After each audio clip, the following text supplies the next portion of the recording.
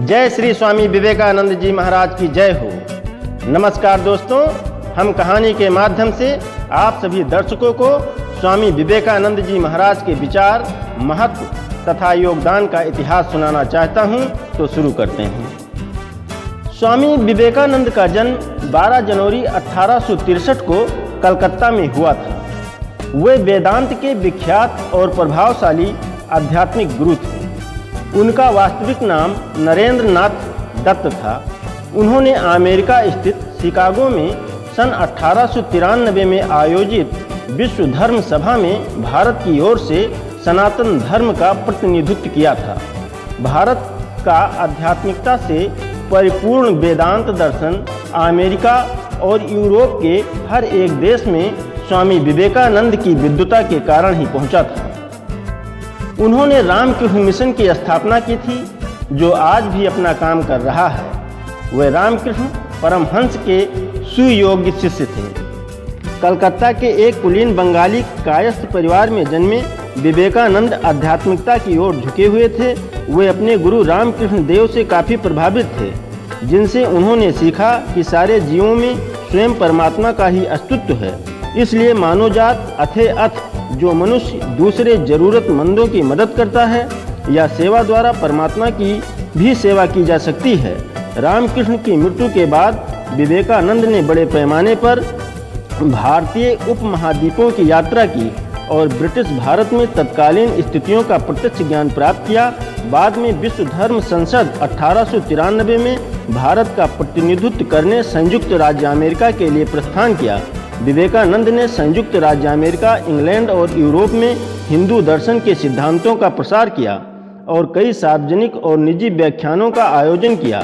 भारत में विवेकानंद को एक देशभक्त सन्यासी के रूप में भी जाना जाता है और उनके जन्मदिन को राष्ट्रीय युवा दिवस के रूप में भी मनाया जाता है। स्वामी विवेकानंद का जीवन परिचय हमें बताता है कि 39 वर्ष के संक्षिप्त जीवन काल में स्वामी विवेकानंद जो कार्य कर गए, वे आने वाली अनेक शताब्दियों तक पीढ़ियों का मार्गदर्शन करते रहेंगे।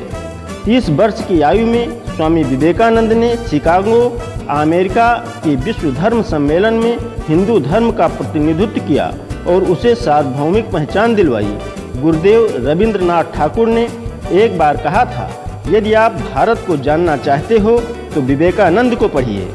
उनमें आप सब कुछ सकारात्मक ही पाएंगे, नकारात्मक कुछ भी नहीं है। रोमा रोला ने उनके बारे में कहा था, उनके द्वितीय होने की कल्पना करना भी असंभव है। वे जहाँ भी गए सर्वप्रथम ही रहे। हर कोई उनमें अपने नेता का दिग्दर्शन करता था। वे ईश्वर के प्रतिनिधि थे और सब पर प्रभुत्व प्राप्त कर लेना ही उनकी विशिष्टता थी। हिमालय प्रदेश में एक बार अनजान यात्री उन्हें देखकर ठिठक कर रुक गया और आश्चर्यपूर्वक चिल्ला उठा, शिव। यह ऐसा हुआ मानो उस व्यक्ति के आराध्य देव ने अपना नाम उनके माथे पर लिख दिया हो। वे केवल संत ही नहीं, एक महान देशभक्त, वक्ता, विचारक, लेखक और मानव प्रेमी भी थे।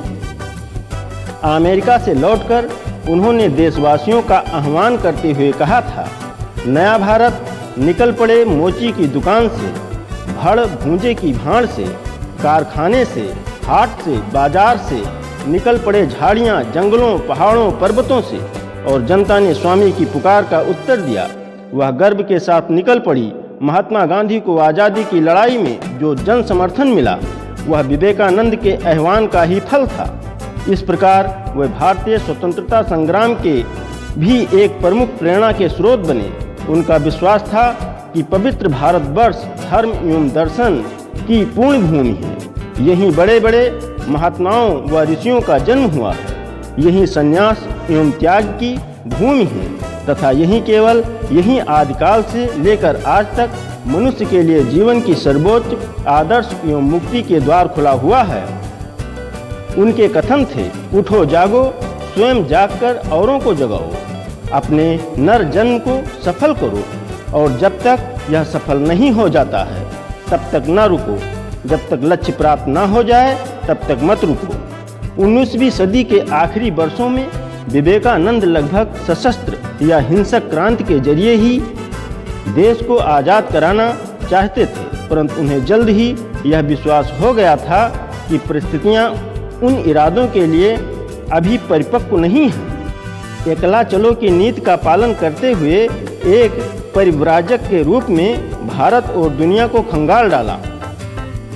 उन्होंने कहा था, मुझे बहुत से युवा सन्यासी चाहिए जो भारत के ग्रामों में फैलकर देशवासियों की सेवा में खप जाएं। उनका यह सपना पूरा नहीं हुआ। विवेकानंद पुरोहितवाद, धार्मिक आडंबरों, कठमुल्लापन और रूढ़ियों के सख्त खिलाफ थे। उन्होंने धर्म को मनुष्य की सेवा के केंद्र में रखकर ही आध्यात्मिक चिंतन किया था। उनका हिंदू धर्म अटपटा, लिजलिजा और वायवीय था। उन्होंने यह विद्रोही बयान दिया था कि इस देश के 33 करोड़ भूखे, दरिद्र और कुपोषण के शिकार लोगों को देवी देवताओं की तरह मंदिरों में स्थापित कर दिया जाए और मंदिरों से देवी देवताओं की मूर्तियों को हटा दिया जाए। उनका यह कालजयी आह्वान 21वीं सदी के पहले दशक के अंत में एक बड़ा प्रश्नवाचक चिन्ह खड़ा करता है। उनके इस आह्वान को सुनकर पूरे पुरोहित वर्ग की घिघी बंध गई। आज कोई दूसरा साधु तो क्या सरकारी मशीनरी भी किसी अवैध मंदिर की मूर्ति को हटाने का जोखिम नहीं उठा सकती। विवेकानंद के जीवन के अंतर्लय यही था कि वे इस बात से अस्वस्थ थे कि धरती की गोद में यदि ऐसा कोई देश है जिसने मनुष्य की हर तरह की बेहतरी के लिए ईमानदार कोशिश की है तो वह भारत ही है। उन्होंने पुरोहितवाद, ब्राह्मणवाद, धार्मिक कर्मकांड और रूढ़ियों की खिल्ली भी उड़ाई और लगभग आक्रमणकारी भाषा में ऐसी विसंगतियों के खिलाफ युद्ध भी किया। उनकी दृष्टि में हिंदू धर्म के सर्वश्रेष्ठ चिंतकों के विचारों का निचोड़ पूरी दुनिया के लिए अब भी ईर्ष्या का विषय है। स्वामी ने संकेत दिया था कि विदेश में भौतिक समृद्धि तो है और उसकी जरूरत तो भारत को भी है, लेकिन हमें याचक नहीं बनना चाहिए। हमारे पास उससे ज़्यादा बहुत कुछ है जो हम पश्चिम को दे सकते हैं और पश्चिम को उसकी बेसख्ता जरूरत भी है। यह स्वामी विवेकानंद को अपने देश की धरोहर के लिए दंभ या बड़बोलापन नहीं था।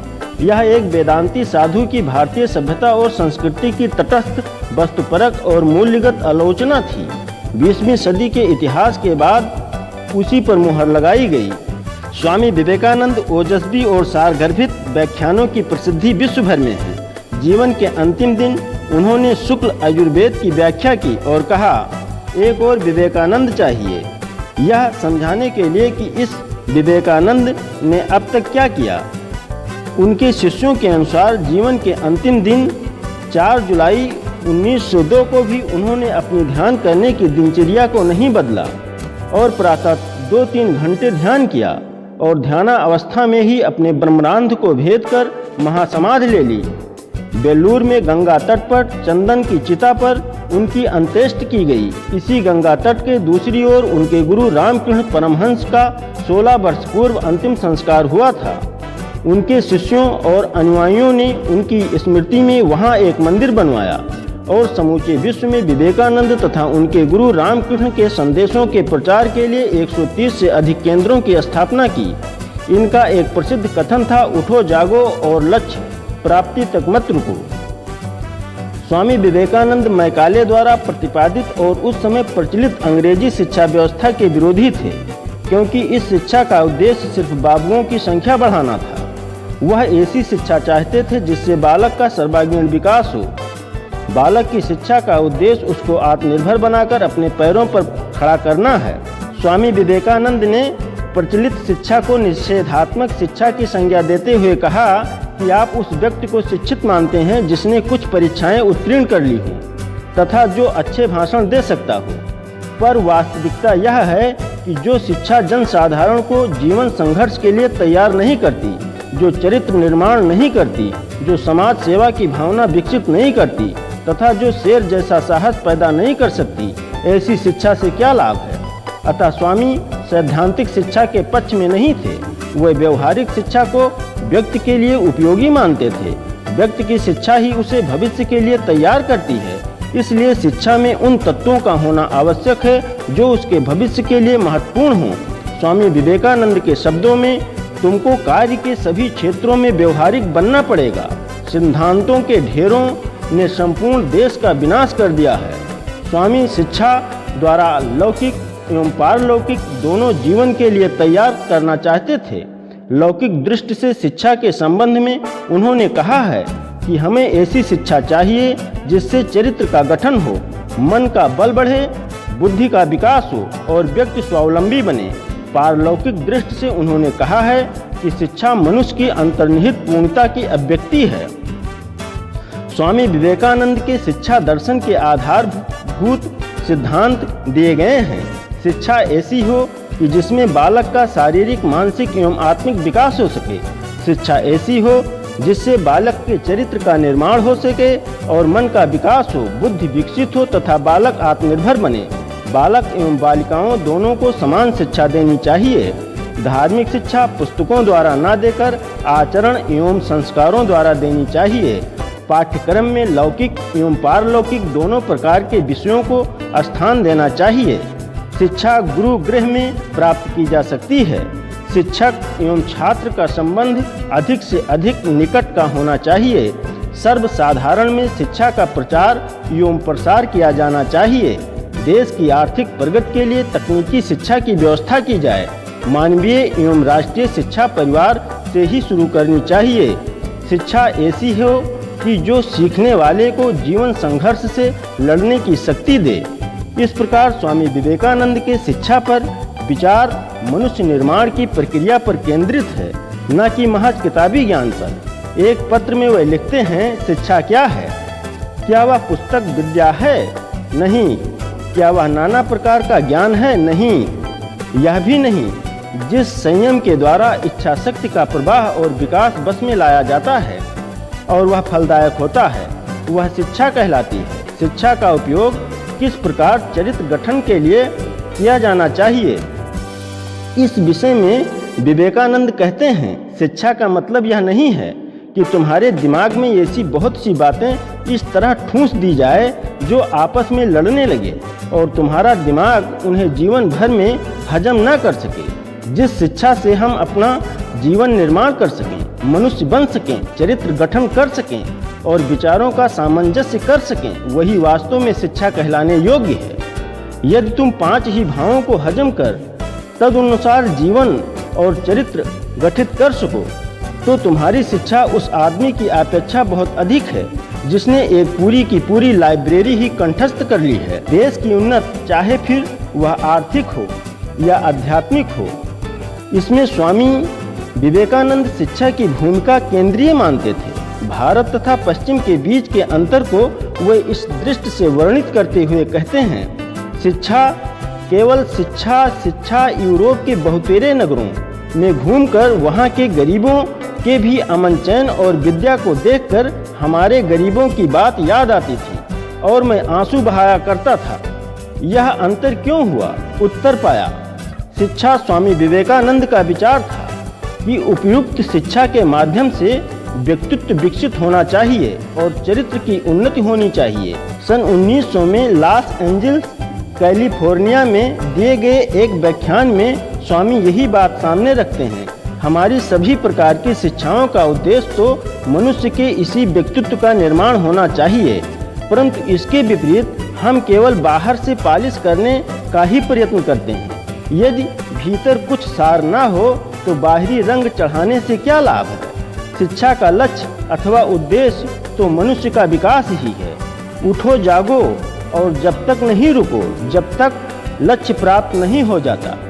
हर आत्मा ईश्वर से जुड़ी है। करना यह है कि हम उसकी दिव्यता को पहचानें और अपने आप को अंदर या बाहर से सुधार कर कर्म, पूजा, अंतर मन या जीवन दर्शन इनमें से किसी एक या सब से ऐसा किया जा सकता है और फिर अपने आप को खोल दें।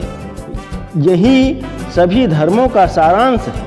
मंदिर, परंपराएं, किताबें या पढ़ाई ये सब इससे कम महत्वपूर्ण हैं। एक विचार लें और इसी को अपनी जिंदगी का एकमात्र विचार बना लें। इसी विचार के बारे में सोचें, सपना देखें और इसी विचार पर जिएं। आपके मस्तिष्क, दिमाग और रंगों में यही एक विचार भर जाए, यही सफलता का रास्ता है। इसी तरह से बड़े बड़े आध्यात्मिक धर्म पुरुष बनते हैं। एक समय में एक काम करो और ऐसा करते समय अपनी पूरी आत्मा उसमें डाल दो और बाकी सब कुछ भूल जाओ। पहले हर अच्छी बात का मजाक बनता है, फिर विरोध होता है, और फिर उसे स्वीकार कर लिया जाता है। एक अच्छे चरित्र का निर्माण हजारों बार ठोकर खाने के बाद ही बनता है। खुद को कमजोर समझना सबसे बड़ा पाप है। सत्य को हजार तरीकों से बताया जा सकता है, फिर भी वह एक सत्य ही होगा। बाहरी स्वभाव केवल अंदरूनी स्वभाव का ही बड़ा रूप है।